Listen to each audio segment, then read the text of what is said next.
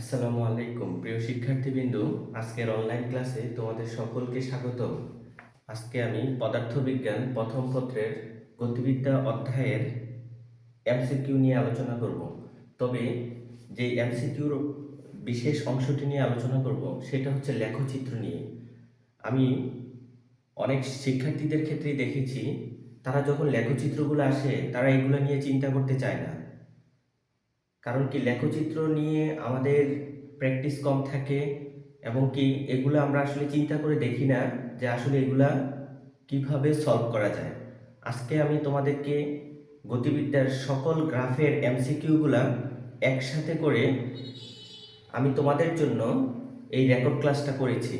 তোমরা যদি মনোযোগ দিয়ে ক্লাসটা ভালোভাবে বুঝে নিতে পারো এবং আশা করি তোমরা যদি আমার সাথে মনোযোগটা ধরে রাখতে পারো, তাহলে এই গ্রাফ সংক্রান্ত কোনো প্রবলেমই তোমার আর থাকবে না। শুধু গতিবিদ্যা অধ্যায়ের নয়, অন্যান্য অধ্যায়ের গ্রাফের এমসিকিউগুলোও দেখলে তোমার অবজেক্টিভটা অ্যান্সার করার ইচ্ছা জাগবে। এমনকি তুমি যত সিকিউ কোশ্চেন আছে, সিকিউতেও তুমি একটা ভালো সাপোর্ট পাবো যদি আজকের ক্লাসের গ্রাফগুলা তুমি বোঝার চেষ্টা করো। আর তুমি যদি আমার সাথে মনোযোগটা ধরে রাখতে পারো, অবশ্যই তুমি কি করতে পারবা, গ্রাফগুলা সুন্দরভাবে বুঝে নিতে পারবা। তাহলে চলো আমরা গ্রাফের বিষয়গুলো নিয়ে আলোচনা করি। এই অধ্যায়ের লেখচিত্র সংক্রান্ত যত অবজেক্টিভ আছে, সেই সকল অবজেক্টিভ আজকের রেকর্ড ক্লাসের মাধ্যমে আমি তোমাদেরকে দেওয়ার চেষ্টা করব। তোমরা আমার দিকে মনোযোগ রাখার চেষ্টা করো। চলো তাহলে গ্রাফ শুরু করি। দেখো প্রথম প্রশ্ন বলছে, একটা বস্তুর দূরত্ব ও সময়ের লেখচিত্র দেওয়া হলো, কোন বিন্দুতে তাৎক্ষণিক বেগ সবচেয়ে বেশি হবে? কোন বিন্দুতে তাৎক্ষণিক বেগ সবচেয়ে বেশি হবে? তাৎক্ষণিক বেগ আমরা জানি, দেখো দূরত্ব, এটা হচ্ছে কি দূরত্ব, এস কি আমরা জানি দূরত্ব, আর বি কি বেগ। তুমি জানো দূরত্বকে ডিফারেন্সিয়েট করলে ডি বাই ডিটি সময়ের সাপেক্ষে, দূরত্বকে ডিফারেন্সিয়েট করলে আমরা কি পাবো? বেগ পাবো। দূরত্বকে ডিফারেন্সিয়েট করলে আমরা কি পাবো? বেগ পাবো। যেহেতু তোমাকে বের করতে বলছে তাৎক্ষণিক বেগ, এই জন্য তোমাকে ডিফারেন্সিয়েট করতে হবে। খুব অল্প সময়ে পরিবর্তন। ডিফারেন্সিয়েট কখন ইউজ করতে হয়? যখন খুব অল্প সময়ে পরিবর্তনটা বের করতে বলে, তখনই আমাদের ডিফারেন্সিয়েট করতে হয়। দেখো এখানে তাৎক্ষণিক বেগ মানে অল্প সময়ে সেকেন্ডের মধ্যে ঘটে যাওয়ার যে পরিবর্তনটা, সেটা বের করতে বলে। আর সেটার ক্ষেত্রে আমাদের কার হেল্প নিতে হবে? ডিফারেন্সিয়েট। তাহলে দেখো এস কে যদি আমরা ডিফারেন্সিয়েট করি, তাহলে আমরা কি পাবো বলো তো? আমরা বেগ বের করতে পারবো। আর তুমি সরণকে ডিফারেন্সিয়েট করা মানে কিন্তু একদিকে বেগ, আরেকদিকে কিন্তু ঢালও বের করা হয়। তার মানে কি, ডিএস বাই ডিটি বেগ বলা যেই কথা, ঢাল বলা একই কথা। DS by DT DS by DT এটাকে বেগ বলা যেই কথা, এই ডিএস বাই ডিটিকে ঢাল বলা একই কথা। দেখো প্রিয় শিক্ষার্থীবৃন্দ, আমাকে বলছে দূরত্ব এবং সময়ের লেখচিত্রে তাৎক্ষণিক বেগটা সবচেয়ে বেশি হবে কার? এ বিন্দুতে, না বি বিন্দুতে, না সি বিন্দুতে, না ডি বিন্দুতে? আমাকে বের করতে বলছে কোন বিন্দুতে তাৎক্ষণিক বেগটা সবচেয়ে বেশি হবে। তাহলে দেখো এটা কিন্তু একটা বক্ররেখা। এই যে গতিপথটা দেখছো, এটা কি একটা বক্ররেখা? বক্ররেখার কোনো বিন্দুতে যদি তুমি তাৎক্ষণিক বেগটা বের করতে চাও, তাহলে তোমাকে প্রত্যেকটা বিন্দুতে ঢাল বের করতে হবে। আর ঢাল বের করার সিস্টেম কি? যেহেতু এটা একটা বক্ররেখা, তাহলে প্রতিটা বিন্দুতে তোমাকে একটা স্পর্শক আঁকতে হবে। দেখো আমি এটা কালার পেন দিয়ে তোমাকে বোঝাইলে তোমার জন্য বিষয়টা ক্লিয়ার হওয়া সহজ হবে। যেমন দেখো, এই বিন্দুতে আমি যদি একটা ঢাল আঁকি, আমাকে কি করতে হবে? ওই বিন্দুতে একটা স্পর্শক অঙ্কন করতে হবে। স্পর্শকটা অলওয়েজ গতিপথের দিকে এবং কি সরল রেখা। তাহলে কি আমি যদি স্পর্শকটা অঙ্কন করি, তাহলে কি প্রিয় শিক্ষার্থীবৃন্দ, এই যে আমি লাল দাগ দিয়ে স্পর্শকটাকে চিহ্নিত করছি, তাহলে এইটা তোমার কার সাথে এটা কোণ উৎপন্ন করেছে?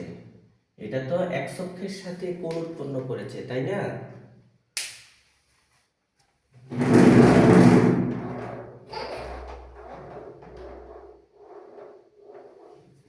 দেখো,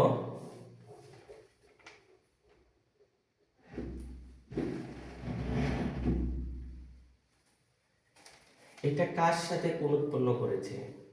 আমরা তো সবসময় আমরা একটা জিনিস খেয়াল করব যে তোমার প্রতিটা বিন্দুতে আমরা স্পর্শকাকে দেখব যে ঢালটা কেমন। তাহলে দেখো, আমরা যদি এই বিন্দুতে স্পর্শক অঙ্কন করি, তাহলে আমরা কি পাচ্ছি? কোণ পাচ্ছি কি? থিটা। এই যে থিটা। অপরদিকে আবার ঢাল কিন্তু তোমরা জানো ds/dt সমান ঢাল, ট্যান থিটাও কিন্তু ঢাল। ঢালের কিন্তু অনেকগুলো প্রকাশ আছে। ds/dt ও ঢাল, ট্যান থিটা কোণের ট্যানজেন্টকে ঢাল বলে। এক্স অক্ষের ধনাত্মক দিকের সাথে যে কোণ উৎপন্ন করেছে সেই কোণের ট্যানজেন্টকে ঢাল বলে, তবে এক্স অক্ষের ধনাত্মক দিক হতে হবে। অপরদিকে দেখো, বি বিন্দুতে যদি আমরা স্পর্শক অঙ্কন করি, তাহলে এখানে দেখো, আচ্ছা আমি একটু বি বিন্দুটা নিচে দিলাম, আমি বি বিন্দুটা তোমার এখানে দিলাম, ঠিক আছে? এখন আমি একটা মনে মনে কি এক্স অক্ষ ভেবে নিব, তাহলে এটার একটা কোণ আছে।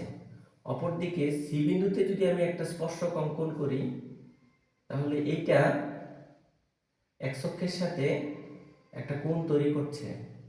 অপরদিকে আমি ডি বিন্দুতে যদি একটা স্পর্শক অঙ্কন করি,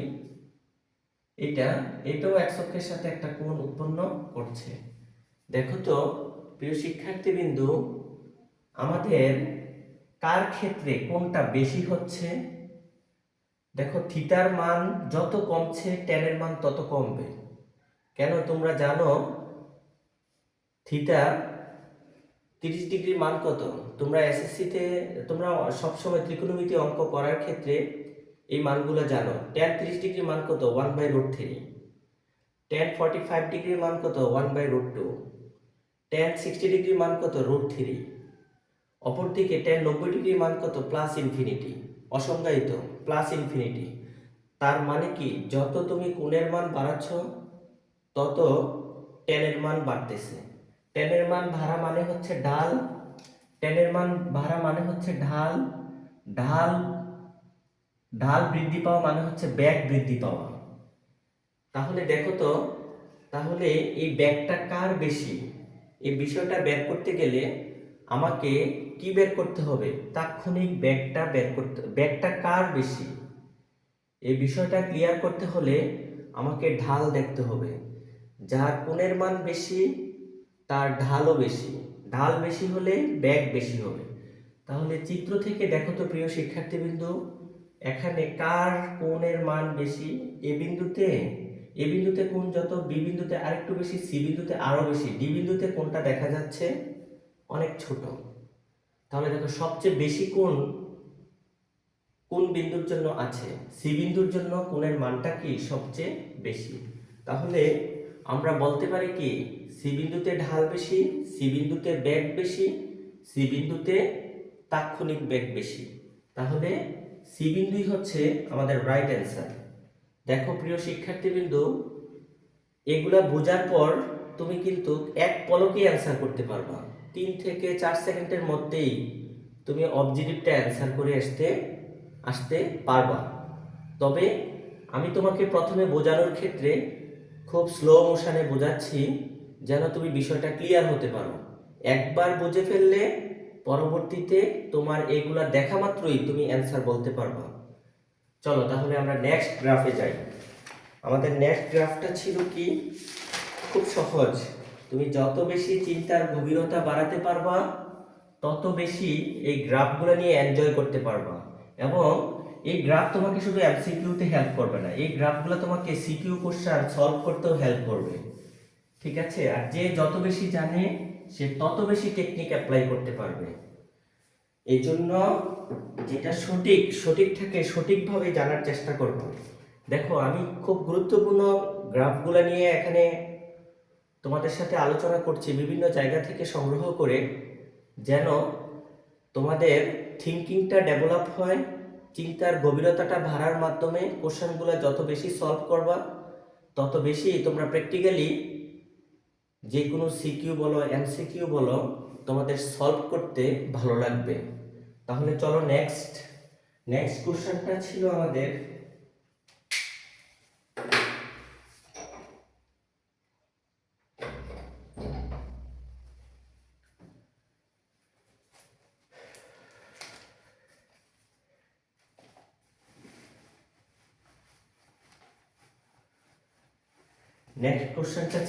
একই ব্যাগে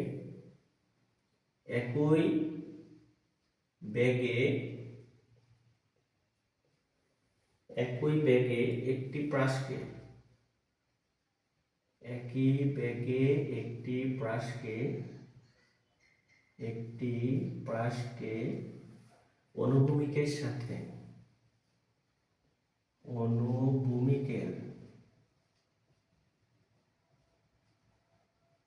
অনুভূমিকের সাথে 40 ডিগ্রি কোণে ছোড়া হলো। 40 ডিগ্রি কোণে ছোড়া হলো। 40 ডিগ্রি কোণে কি হলো? ছোড়া হলো।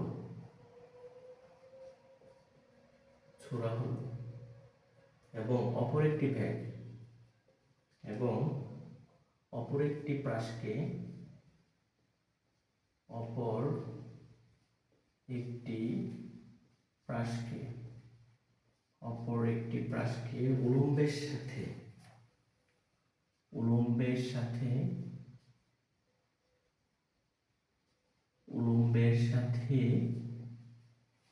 উলম্বের সাথে 40 ডিগ্রি কোণে ছোড়া হলো। 40 ডিগ্রি কোণে ছোড়া হলো। তাহলে এদের পাল্লা যথাক্রমে 40 ডিগ্রি কোণে ছোড়া হলো, এদের পাল্লা মানে আনুভূমিক পাল্লা যথাক্রমে R1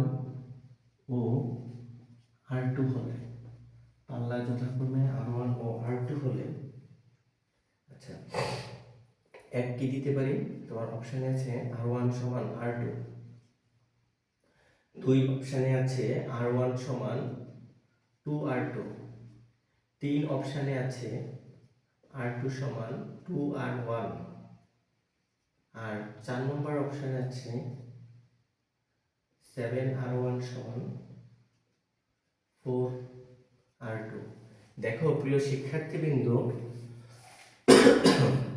তোমরা একটা বিষয় লক্ষ্য করো, খুব সহজ। দেখো, একই ভেগে একটা প্রাসকে অনুভূমিকের সাথে 40 ডিগ্রি কোণে ছোড়া হলো, অপর একটা প্রাসকে উলম্বের সাথে 40 ডিগ্রি কোণে ছোড়া হলো। এখানে দুইটা প্রাস নিক্ষেপ করছে, একটা হচ্ছে অনুভূমিকের সাথে, আরেকটা হচ্ছে উলম্বের সাথে। তাহলে এদের পাল্লা যথাক্রমে R1 ও R2। দেখো, এখানে সবগুলো রিলেশনই সমান। তাহলে আসলে আমার বুঝতে হবে যে কখন পাল্লা মানে হচ্ছে আনুভূমিক পাল্লা, কখন আমাদের পাল্লা সমান হবে, আগে আমাদের সেটা জানতে হবে। তাহলে আমরা লিখব উই নো। তার মানে কি? আমরা জানি। উই নো, আমরা জানি কি? তোমরা অনুভূমিকের সাথে, এটা তোমরা সবাই জানো, এটা যখন রিটেন পার্টে আমি তোমাদেরকে অঙ্কটা করিয়েছি, তখন বলেছিলাম অনুভূমিকের সাথে আলফা এবং 90 ডিগ্রি মাইনাস আলফা কোণে নিক্ষেপ করলে আলফা এবং 90 ডিগ্রি মাইনাস আলফা কোণে নিক্ষেপ করলে আলফা কিন্তু এখানে সূক্ষ্ম কোণ, আলফা এবং 90 ডিগ্রি মাইনাস আলফা কোণে নিক্ষেপ করলে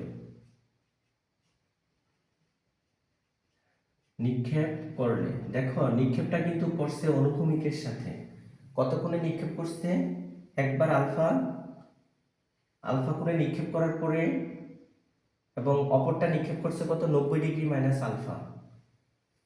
ঠিক আছে, নিক্ষেপ করলে দুইভাবে প্রাসটাকে নিক্ষেপ করছে, একবার আলফা কোণে নিক্ষেপ করছে, আরেকবার 90 ডিগ্রি মাইনাস আলফা কোণে নিক্ষেপ করলে পাল্লা সমান হবে।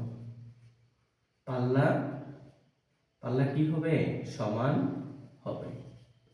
অর্থাৎ কি হবে বলেন তো? R1 সমান R2 হবে। তাহলে প্রিয় শিক্ষার্থীবৃন্দু, দেখো তো এই জিনিসটা যদি তোমরা মাথায় রাখতে পারো, তাহলে দেখো তো তোমরা এই জিনিসটা যদি তোমরা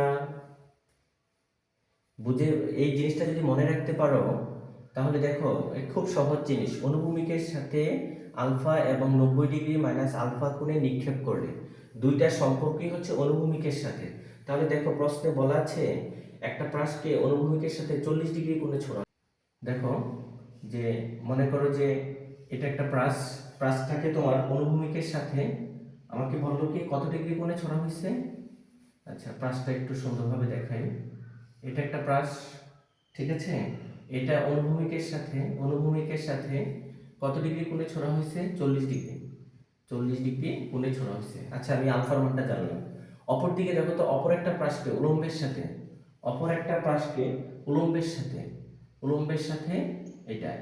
এটা বলছে যে অপর একটা প্রাসকে উলম্বের সাথে কত ডিগ্রি কোণে নিক্ষেপ করছে। এটা কিন্তু উলম্বের সাথে বলছে, তাহলে এটা তো ইউ বেগে প্রাসটা নিক্ষেপ হয়েছে।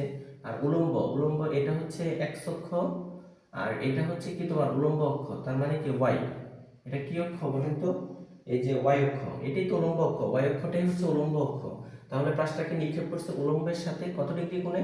40 ডিগ্রি কোণে। তাহলে প্রিয় শিক্ষার্থীবৃন্দ দেখো তো, আমার জানতে হবে কি অনুভূমিকের সাথে দুইটা কোণ জানতে হবে। অনুভূমিকের সাথে একটার ক্ষেত্রে হচ্ছে 40, আর এটা হচ্ছে উলম্বের সাথে 40 করছে। যেহেতু এটা উলম্বের সাথে 40 করছে, তাহলে এটা এক্স অক্ষের সাথে কত ডিগ্রি কোণ উৎপন্ন করবে? 50 ডিগ্রি। আমরা তো জানি যে এই যে তোমার এক্স এবং ওয়াই এর মধ্যবর্তী কোণ কত? 90। তাহলে উলম্বের সাথে যদি 40 করে, তাহলে বাকি কোণটা এক্স অক্ষের সাথে কত ডিগ্রি কোণ উৎপন্ন করবে? 50 ডিগ্রি। তাহলে দেখো তো প্রিয় শিক্ষার্থীবৃন্দ, তাহলে আমাদের কখন পাল্লাটা সমান হবে? আমাদের বলা আছে অনুভূমিকের সাথে কত কোণ উৎপন্ন করবে? একটা আলফা, একটা হচ্ছে 40 ডিগ্রি করছে অনুভূমিকের সাথে, আর একটা করছে কত বলো? 50 ডিগ্রি। তার মানে কি দুইটার যোগফল কত? 90। যেহেতু দুইটার যোগফল 90, আমাকে তো বলেই দিচ্ছে যে এটা যা হবে, এইটা যদি আলফা হয়, এটা যদি 90 ডিগ্রি মাইনাস আলফা কোণে নিক্ষেপ করে, তাহলে পাল্লা সমান হবে। অর্থাৎ কি অনুভূমিকের সাথে যে কোণগুলো হবে তাদের যোগফল যদি 90 ডিগ্রি হয়, তাহলে কি হবে? পাল্লা সমান হবে। এখান থেকে কি বলা যায় না যে অনুভূমিকের সাথে আলফা এবং 90 ডিগ্রি মাইনাস আলফা কোণে নিক্ষেপ করলে পাল্লা সমান হবে? তার মানে কি দুইটা কোণের যোগফল 90 ডিগ্রি। তাহলে দুইটা কোণের যোগফল 90 ডিগ্রি হলেই তো আমরা বলতে পারবো কি R1 সমান R2।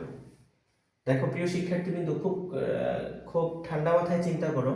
অনুভূমিকের সাথে আমার রিলেশনটা হচ্ছে অনুভূমিকের সাথে দুইটা প্রাসকে নিক্ষেপ করছি, একটা 40 ডিগ্রি আর একটা সরাসরি দেওয়া ছিল না, উলম্বের সাথে কোণ দেওয়া ছিল 50 ডিগ্রি।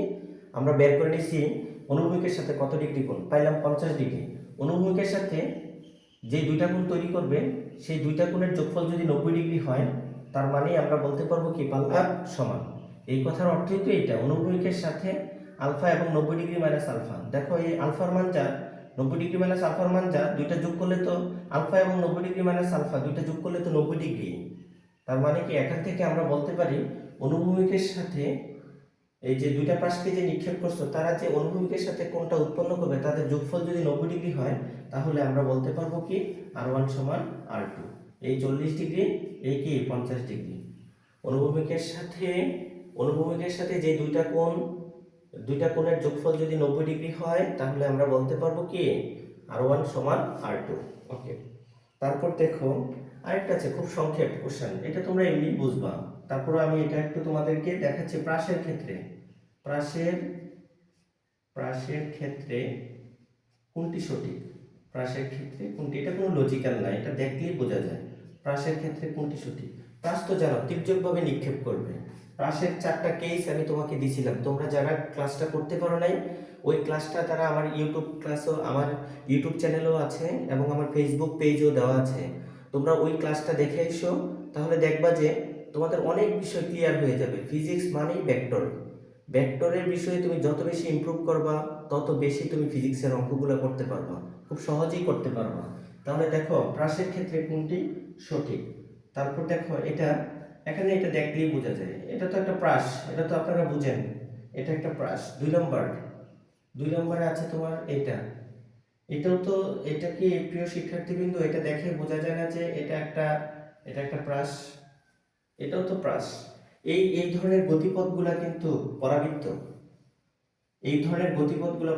তোমাদের হায়ার ম্যাথের কনিক্স একটা চ্যাপ্টার আছে, ওই কনিক্স চ্যাপ্টারে তোমরা ওই জায়গায় নিয়ে আলোচনা করা হবে পরাবৃত্তের গতিপথ কেমন। পরাবৃত্তের 4টা গতিপথ আছে, ঠিক আছে? তাহলে এই ধরনের গতিপথগুলোই হচ্ছে কি পরাবৃত্ত। তবে দেখো 3 নম্বর, আর এই পরাবৃত্তের গতিপথগুলোই সাধারণত প্রাস হয়, তবে দেখো তুমি এটা দেখো, এটা কি, এটা হচ্ছে মূলবিন্দুগামী, এই রেখাটা কি মূলবিন্দুগামী। তাহলে এটা তো তির্যকভাবে নিক্ষেপ হয়েছে ঠিকই, কিন্তু এটার গতিপথ তো একটা সরল রেখা, তাহলে এটা কি নয়? প্রাস নয়। তাহলে প্রাসের ক্ষেত্রে কোনটি সঠিক? 1 আর কি 2 সঠিক। উত্তর হচ্ছে কি 1 ও 2 সঠিক। আমার মনে এই জিনিসটা দেখা যাচ্ছে না, তোমাদেরকে একটু উপরে দেখাই। দেখে নিন, এই চিত্রটা আঁকলে তোমাদের জন্য খুব সহজ হয়ে যাবে বিষয়টা চিন্তা করা। দেখো এটা, তাহলে এখানে চিত্রটা হচ্ছে এই, তাহলে দেখো এটা কি এ, আচ্ছা এটা আমরা এখানে না ধরে আমরা এখানে ধরলাম, এটা এ, এটা হচ্ছে কি বি, এটা হচ্ছে তোমার সি, আর এই জায়গাটা হচ্ছে ডি। প্রিয় শিক্ষার্থীবৃন্দ দেখো, এখানে আমাকে বলছে গতিপথ নিয়ে, মানে ত্বরণের প্রকৃতি নিয়ে আলোচনা করার জন্য।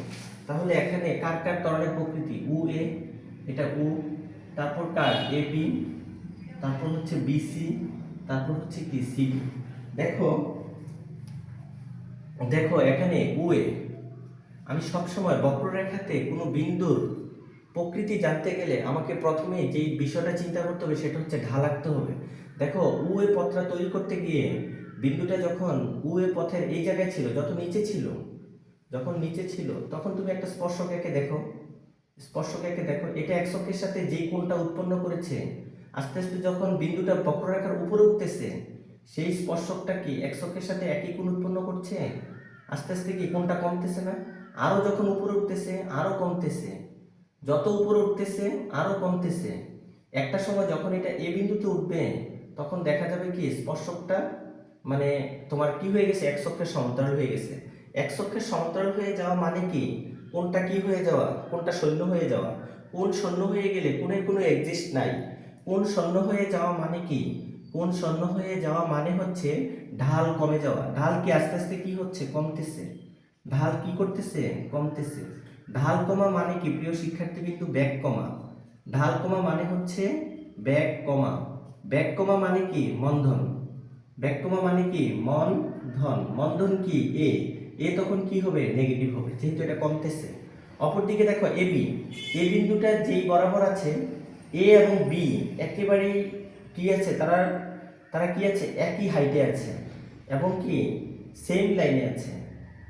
এ বিন্দুতে সরণ যা, এটা হচ্ছে সরণ, আর এটা হচ্ছে কি সময়। এ বিন্দুতে সরণ যা, বি বিন্দুতেও কি সরণ তা। অনেকে ভাবে কি এ বিটা সমবেগ। প্রিয় শিক্ষার্থী বিন্দু, এটা তো সমবেগ হবে না। কেন দেখো তো, এটাতে বেগের কোনো পরিবর্তন হয়েছে, এ বিন্দুতে সরণ যা, বি বিন্দুতেও সরণ তা। তার মানে কি সরণের কোনো পরিবর্তন হয় নাই। সরণের পরিবর্তন না হওয়া মানে কি, সরণ মানে কি কতটুকু সরল, তার মানে কি এটা কোনো অবস্থার পরিবর্তনই করে না।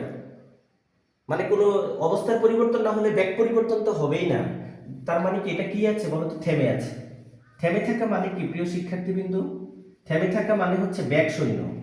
বেগ কি শূন্য, বেগ কি শূন্য। থেমে থাকা মানে হচ্ছে বেগ শূন্য। শূন্য, বেগ শূন্য হলে আমাদের কি শূন্য হবে? এ শূন্য হবে, যেহেতু ত্বরণের প্রকৃতি বলছে। তারপর কি বিসি, দেখো তো প্রিয় শিক্ষার্থীবৃন্দ, বিসি গতিপথটা কেমন? বি বিন্দুতে যদি আমরা বি থেকে সিতে, আচ্ছা দেখো সিতে যদি আমি একটা স্পর্শক আঁকি, সিতে গতিপথ বরাবর স্পর্শক আঁকতে হবে। সি বিন্দুতে যদি স্পর্শক আসি, এটা এক্স এক্স এর সাথে, এক্স অক্ষের সাথে, এক্স অক্ষের ধনাত্মক দিকের সাথে যে কোণটা উৎপন্ন করেছে, অনেক ভালো একটা বড় একটা কোণ তৈরি করেছে। তার মানে কি কোণের মান বাড়ছে। কোণের মান বাড়া মানে কি ঢাল বাড়ছে। কোণের মান বাড়া মানে কি ঢাল বাড়ছে। ঢাল বাড়া মানে কি বেগ বাড়ছে। বেগ বাড়ছে। বেগ বাড়ছে মানে কি বলতো? এ পজিটিভ, এ কি পজিটিভ। অপরদিকে দেখো তো ডি বিন্দুতে, ডি বিন্দুতে তার মানে কি সিডি, সিডি পথের গতিপথটা দেখো তো। এখানে এই বরাবর একটা স্পর্শক আঁকো গতিপথ বরাবর, তাহলে এইটার এক্স অক্ষ বরাবর কোনটা? এটা কি সি এর থেকে আর একটু কমছে, তার মানে কি তোমার কোনটা কমছে? তার মানে কি কোন কমলে ঢাল কমে। ঢাল কমা মানে কি বেগ কমছে। বেগ কমছে, বেগ কমছে। বেগ কমা মানে কি এ নেগেটিভ। তাহলে this is the right answer. তাহলে কোনটার অ্যান্সার হবে? প্রথমটা -0, তারপর প্লাস মাইনাস, -0, দুই নম্বরটাই হচ্ছে আমাদের রাইট অ্যান্সার। ওকে, তারপর নেক্সট দেখো প্রিয় শিক্ষার্থীবৃন্দু, আমরা সব সময় সময়ের ব্যাপার আমরা খুব ভালোভাবে বুঝি। সময় চলে গেলে আর কখনো সময় ফিরে আসে না, এটা তোমরা সবাই জানো।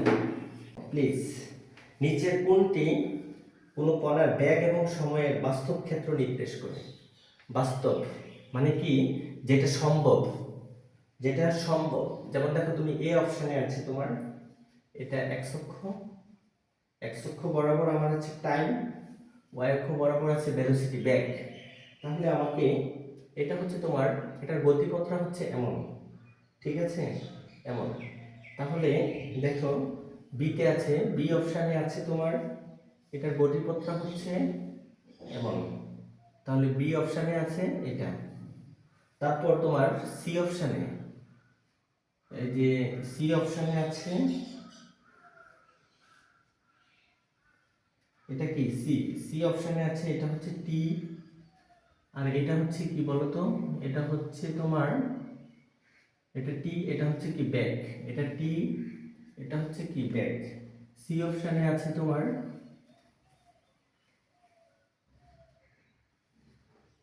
এই যে একটা উপবৃত্ত, ঠিক আছে, একটা কি উপবৃত্ত। তারপর দেখো এখানে ডি অপশানে আছে, ডি অপশানে দিছে তোমাকে, এটা হচ্ছে টি আর এটা হচ্ছে কি বি। এটা তোমাকে দিয়েছে, আচ্ছা এটা তো আমি দিছি, এটা তো দিয়েছি, তার মানে কি এটা আছে, ঠিক আছে, এটা আছে, মনে করো, ঠিক আছে। তাহলে দেখো এগুলা তুমি একটু চিন্তা করো। দেখো নিচের কোনটি, খুব সহজ, নিচের কোনটি কোনো কণার বেগ ও সময়ের বাস্তব ক্ষেত্র নির্দেশ করে? দেখো সময় কিন্তু বাড়তেছে, সময় যত বাড়তেছে সময়ের সাথে সাথে কি বেগেরও তো কিছু না কিছু পরিবর্তন হবে। কিন্তু আমরা জানি সময়ের পিছনে আসা যায় না। দেখো যখন কণাটি এখানে ছিল সময় বাড়ছে, বেগটাও এখানে ছিল, যত সময় বাড়ছে বেগটাও সময়ের সাথে সাথে বাড়ছে। সময় বাড়ছে, বেগটাও কি আস্তে আস্তে কি পরিবর্তন হচ্ছে। কিন্তু সময় বাড়তেছে, বেগ পিছনে পড়ে গেল। সময় কি পিছনে যাইতে পারে? পারে না। তার মানে কি যত সময় বাড়তেছে, সময় বাড়তেছে, বেগ পিছনে চলে গেছে, সময়ের পিছনে চলে গেছে, এটা এই জন্য সম্ভব নয়। এটা কি সম্ভব? এটা কখনো সম্ভব নয়। কিন্তু এখানে দেখো সময় বাড়তেছে, যখন বিন্দুটা এখানে ছিল বেগটাও কি সময়ের সাথে সাথে যাচ্ছে, সময় বাড়তেছে সময়ের সাথে সাথে আছে, সময় বাড়তেছে সময়ের সাথে সাথে আছে। তার মানে কি সময়ের সাথে সাথে বেগটাও সামনের দিকে যাচ্ছে।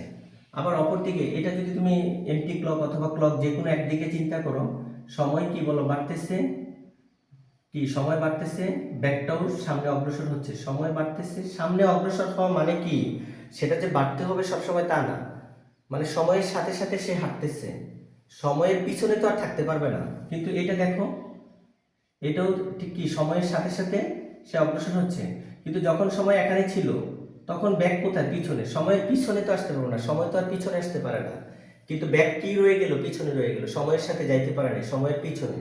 সময় যেটা চলে যায় সেটা কি আর ফিরে আসতে পিছনে আসতে পারে, সময় কখনো অতীতে আসতে পারে না। তার মানে কি এটা ফলস। তারপর দেখো এইটা একই সাথে সময় বাড়তেছে, ব্যাগটাও সামনে যাচ্ছে, সময় বাড়তেছে, ব্যাগটাও সামনে যাচ্ছে। সামনে যাওয়া মানে কি ব্যাগটা যে বৃদ্ধি পাবে বিষয়টা তা না, ব্যাগটা বাড়তেও পারে কমতেও পারবে, কিন্তু সময়ের সাথে সাথে অগ্রসর হবে। কিন্তু এটাও সময় বাড়তেছে, ব্যাগটা বাড়তেছে, তারপর আরো সময় বাড়লে ব্যাগটা দেখা গেছে সময়ের পিছনে পড়ে গেছে, সময় তো আর পিছনে যেতে পারবে না। তার মানে কি এটাও ভুল। তার মানে সঠিক কি বি নাম্বারই হচ্ছে সঠিক। This is the right answer. Okay, তারপর নেক্সট। আচ্ছা, এটা তো আরেকটা সহজ কোশ্চেন। এখানে এখানে খুব সহজ কোশ্চেন। নিচের আরেকটা সহজ কোশ্চেন দিচ্ছি তোমাকে। নিচের কোন লেখচিত্র, নিচের নিচের কোন লেখচিত্র, নিচের কোন লেখচিত্র, নিচের কোন লেখচিত্র দূরত্ব বনাম দূরত্ব, দূরত্ব এস বনাম সময়, এস বনাম সময় টি সম্ভব নয়, টি কি নয়, সম্ভব নয়। দেখো প্রিয় শিক্ষার্থীবৃন্দু, ক নম্বরে আছে, ক নম্বরে আছে, এটা হচ্ছে টি, এটা হচ্ছে কি, এটা হচ্ছে তোমার, এটা হচ্ছে টি, এটা হচ্ছে কি এস, টি এস। এটা হচ্ছে মূলবিন্দুগামী একটা রেখা, মানে টি বাড়তেছে, দূরত্ব বাড়তেছে। আবার খ নম্বরে আছে তোমার, এটা হচ্ছে টি, এটা হচ্ছে কি এস। তার মানে কি এটা, মানে সময়ের সাথে সাথে একটা পরিবর্তন হচ্ছে, কিন্তু পরিবর্তনটা একটা ধারাবাহিক আছে, হঠাৎ করে বাড়ে নাই, পরিবর্তনটা একটা ধারাবাহিকতা আছে। ঘ দেখো, এটারও একটা পরিবর্তন আছে, এটা টি বাড়তেছে সরণ, এটারও একটা পরিবর্তন আছে যেহেতু বক্রপথ, ঠিক আছে। তারপর বড় গ দেখো, এটারও একটা পরিবর্তন দেখাচ্ছে, এটারও একটা পরিবর্তন দেখাচ্ছে টি, আর এটা কি তোমার এস। তাহলে এটা দেখা যাচ্ছে কি এটা এইভাবে গিয়ে হঠাৎ বেড়ে গেছে। তাহলে দেখো তো, অল্প সময়ে হঠাৎ এত বড় পরিবর্তন এটা কখনো সম্ভব নয়। দেখো এগুলোর একটা ধারাবাহিকতা আছে, সময় বাড়তেছে দূরত্ব বাড়তেছে, সময় বাড়তেছে দূরত্ব বাড়তেছে, ধারাবাহিকতা আছে বক্রপথে। বক্রপথ থেকে সে আস্তে আস্তে এগোচ্ছে, এটাও আস্তে আস্তে সময় বাড়তেছে, সরণ কি হচ্ছে বাড়তেছে বা দূরত্ব বাড়তেছে, সময় বাড়তেছে, যে কোনো একটা সময়ের জন্য এটা হঠাৎ অনেক বড় একটা পরিবর্তন হয়ে গেছে। সবগুলো একটা ধারাবাহিক সিকোয়েন্স মেনে চলতেছে, এটা হচ্ছে তার ব্যতিক্রম। তাহলে কি কোনটি সম্ভব নয়, এই ঘ নম্বরই হচ্ছে সম্ভব নয়। This is the right answer. Okay, তারপর বিপদটা আছে এরকম, দেখো তো কোনটা সঠিক হবে। একটা বস্তুকে খাড়া উপরের দিকে ছোড়া হলো, বস্তু ও ব্যাগ সময়ের সঠিক লেখচিত্রটি অঙ্কন করো।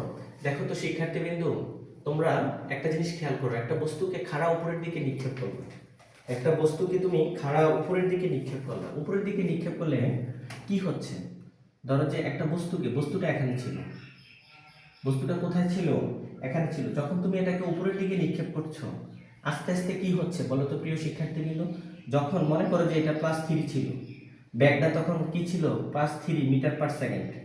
ধরো যে এটা শুরুতে এটা এটা কত ব্যাগ নিয়ে উপরের দিকে উঠছে, 3 meter per second, 3 meter per second.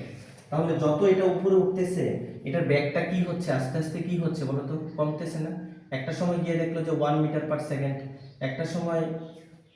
একটা সময় গিয়ে কি হয়ে যাবে বলো তো, একটা সময় গিয়ে বি সমান কত হয়ে যাবে, 0 হয়ে যাবে শেষ ব্যাগ। বি 0 হওয়ার পর এটা কি আস্তে আস্তে আবার নিচে পড়বে, নিচে পড়লে কি হচ্ছে ব্যাগটা আস্তে আস্তে কি হবে বলো তো, বাড়বে না। এটা হবে 1, তারপর হবে কি বলো, মনে করো 2, তারপর হবে কি 3, তারপর একটা সময় এভাবেই তো পড়বে। তার মানে কি একটা বস্তুকে যখন তুমি উপরের দিকে নিক্ষেপ করো আস্তে আস্তে আস্তে আস্তে ব্যাগটা কমতেছে, কমে এক সময় শেষ ব্যাগটা শূন্য হয়ে আবার ব্যাগটা কি হবে, বৃদ্ধি পাবে। যেহেতু এটা উপরে উঠতেছে এটা প্লাস, যেহেতু এটা নামতেছে এটা হচ্ছে মাইনাস। মাইনাস অর্থ কি, মাইনাস মানে দিকের জন্য প্লাস, উপরের দিকের জন্য প্লাস, আর ইয়ার জন্য নিচের দিকে নামার জন্য কি মাইনাস। এখানে কিন্তু মাইনাস দ্বারা দিক বোঝানো হয়েছে, ঠিক আছে, মাইনাস দ্বারা কি বোঝানো হয়েছে, দিক বোঝানো হয়েছে। তার মানে আমরা এটা দেখতেছি কি বলতো, উপরের দিকে উঠলে যত উপরে উঠছে আস্তে আস্তে ব্যাগটা কমতেছে। তার মানে কি প্রাথমিক ব্যাগটা কি ছিল, কম ছিল, পরের দিকের যে ব্যাগটা সেটা কি ছিল, বেশি ছিল। দেখো এটা হচ্ছে প্রাথমিক বেগ। এটার ক্ষেত্রে আচ্ছা এটা আমি পরে চিন্তা করি। এটার ক্ষেত্রে দেখো আসলে কি প্রথমে প্রাথমিক বেগটা কি আস্তে আস্তে কি হচ্ছে, কমতেছে। আবার হঠাৎ করে বেগটা কি হচ্ছে, জিরোতে এসে তারপর কি হইতেছে, জিরোতে এসে আস্তে আস্তে কি হচ্ছে, বাড়তেছে। জিরোতে এসে কি হচ্ছে বলেন, বাড়তেছে। আর অপর দিকে এটা দেখো, এটা কি হচ্ছে বলো, এটা আস্তে আস্তে বাড়তেছে ব্যাগটা, এটা তো হবে না। এটা কি হচ্ছে, আস্তে আস্তে বাড়তেছে, ব্যাগ তো আস্তে আস্তে বাড়বে না, ব্যাগ আস্তে আস্তে কি কমবে। আবার এটার ক্ষেত্রে দেখো ব্যাগটা আস্তে আস্তে কমতেছে, কমে জিরো লাইনে এসে এই জায়গাটা তো জিরো লাইনে এসে এটা আরো কি বাম দিকে ঢুকতেছে। তার মানে কি এটা এটা আস্তে আস্তে কি হচ্ছে, এটা এখানে এসে এটা কোন দিকে চলে গেল বলো তো, এখানে মানটা এসে কমতেছে। ঠিক আছে, অপর দিকে দেখো এইটার ক্ষেত্রে দেখো বিটা আস্তে আস্তে কমতেছে, কমে কোথায় আসছে, জিরোতে আসছে।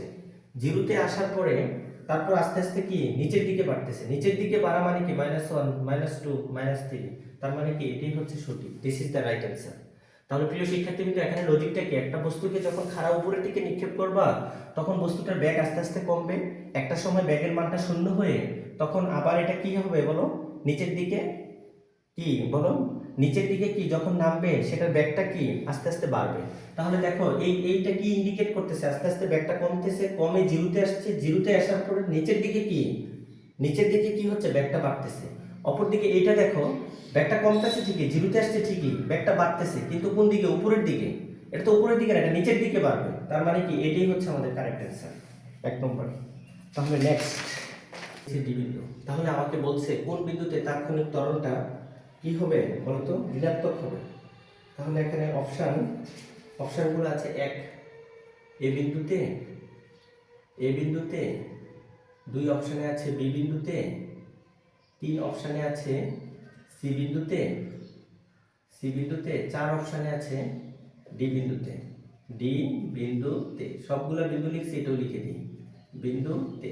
আচ্ছা দেখো তো প্রিয় শিক্ষার্থী বিন্দু, তাৎক্ষণিক ত্বরণ ঋণাত্মক হবে। তোমরা একটু খেয়াল করো, আমি লাল কলম দিয়ে বোঝাচ্ছি, বুঝতে পারবো। আমরা জানি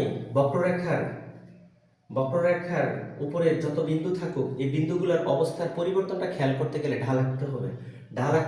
মানে ডাল বের করতে হবে, ডাল কি করতে হবে, বের করতে হবে। ডাল বের করা মানে হচ্ছে প্রত্যেকটা বিন্দুতে স্পর্শক আঁকতে হবে। তাহলে যদি তুমি স্পর্শক কোন বরাবর আঁকবা, গতিপথ বরাবর। এই জায়গায় যদি তুমি স্পর্শক আঁকো এই বিন্দুতে কি বলতো, স্পর্শক যদি আঁকো, এটাকে এখানে তো একটা কোণ উৎপন্ন করেছে, তুমি তো জানো এটা।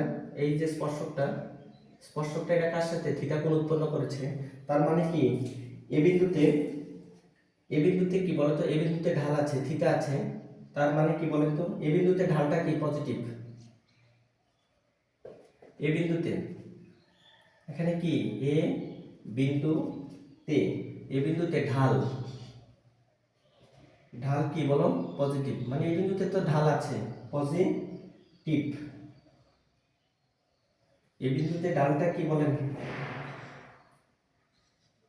এই বিন্দুতে ঢালটা হচ্ছে পজিটিভ। মানে কি এই বিন্দুতে ঢাল কি আছে না, আছে মানে কি পজিটিভ, অর্থাৎ কি ত্বরণটা কি হবে বলো তো, এখানে ত্বরণ কি হবে, ত্বরণ পজিটিভ হবে না। এই বিন্দুতে ঢাল আছে, সুতরাং কি ত্বরণ এ হচ্ছে কি বলো, পজিটিভ মানে প্লাস। আচ্ছা ঠিক আছে, নেক্সট বি বিন্দুতে দেখো একটা যদি স্পর্শক অঙ্কন করি, সেটা x অক্ষের সমান্তরাল হলে কি থিটার মান 0। থিটার মান 0 মানে কি বি বিন্দুতে ঢাল কি হবে, থিটার মান 0। ঢাল কি আছে, ঢাল কি নাই। তার মানে কি হবে বলো তো, তার মানে হবে এখানে তো তাহলে ত্বরণও পাওয়া যাবে না। ঢাল না থাকা মানে কি ব্যাগ নাই, কি নাই বলেন, ব্যাগ নাই, ত্বরণও কি নাই। সুতরাং এ সমান কত, 0। এখন আসো সি বিন্দুতে একটা জিনিস খেয়াল করো, সি বিন্দুতে এখানে উঠছে। আচ্ছা দেখো ডি, তাহলে এই যে সি বিন্দুতে স্পর্শকটা আমাকে আঁকতে হবে কিভাবে বলেন। সি বিন্দুতে আমরা স্পর্শকটা আঁকতে হলে এটা হচ্ছে সি বিন্দুতে স্পর্শকটা কি এইভাবে যাবে। তার মানে কি এইভাবে গেলে আমরা তো একেবারে এই যে তল বরাবর আসতে হবে, কারণ এখানে যদি তুমি এক অক্ষ আঁকো তাহলে তো এই কোণটা কেটে যায়। তার মানে কি এদিকে আসতে হবে, তাহলে এদিকে এক অক্ষের সাথে যে কোণটা, মানে এটাকে বর্ধিত করতে হবে। এটা এক অক্ষের সাথে যে কোণটা উৎপন্ন করেছে এটা তো 90 থেকে বড়, তার মানে কি স্থূলকোণ।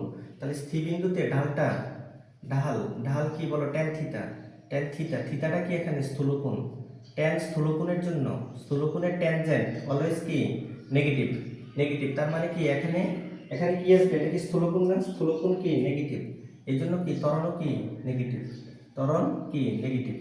অপরদিকে ডি বিন্দুতে দেখো, ডি বিন্দুতে যদি স্পর্শকটা আঁকো, ডি বিন্দুতে যখন তুমি স্পর্শকটা আঁকবা, ডি বিন্দুতে যখন তুমি স্পর্শকটা আঁকবা তখন এটা কি একটা কোণ উৎপন্ন করেছে, তার মানে কি ঢাল পজিটিভ। তাহলে ডি বিন্দুতেও কি বলতো? ঢাল, ঢাল কি পজিটিভ। পজিটিভ মানে কি বলেন তো? পজিটিভ তার মানে কি এ পজিটিভ। ঢাল পজিটিভ মানে এ পজিটিভ। তাহলে সি বিন্দুতে, সি বিন্দুতে আমার কি তৈরি করতেছে? কোনটা এক্স অক্ষের সাথে, এক্স অক্ষের ধনাত্মক দিকের সাথে কি তৈরি করতেছে? স্থূলকোণ তৈরি করতেছে। তাহলে স্থূলকোণের ট্যানজেন্ট হচ্ছে নেগেটিভ। তাহলে আমার কোন দিকে ত্বরণটা নেগেটিভ? সি বিন্দুতে হচ্ছে আমার ত্বরণটা negative. This is the right answer. তাহলে প্রিয় শিক্ষার্থীবৃন্দ, আজকের ক্লাসে আমি তোমার সকল ধরনের গ্রাফ নিয়ে আলোচনা করেছি।